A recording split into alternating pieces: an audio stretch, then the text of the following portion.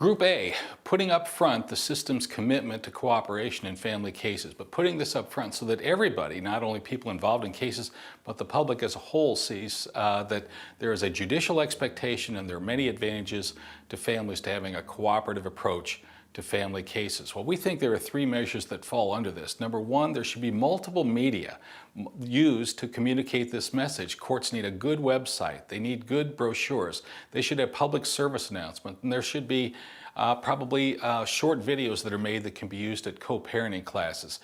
We have samples of brochures available on the Up to Parents website. We've also put up a website called familycourtwebsite.org.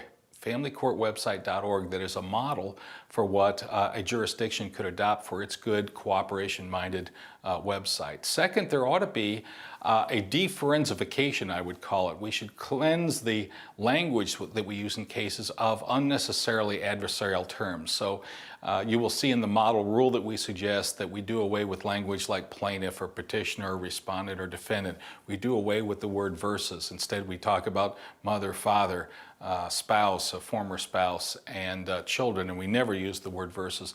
And the third component of this group A is that there's actually a rewrite of the summons forms that are used in divorces, paternity, other family cases. If you look at the summons forms that we actually send out to families that are already in the trauma of divorce or paternity action, the language is pretty horrible. You are hereby notified that you've been sued for dissolution of marriage.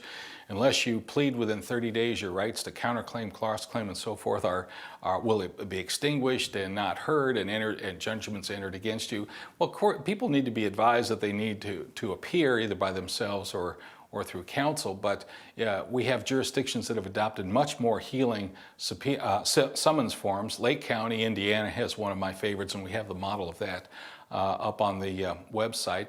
And you can learn from that. Look how much better this would be.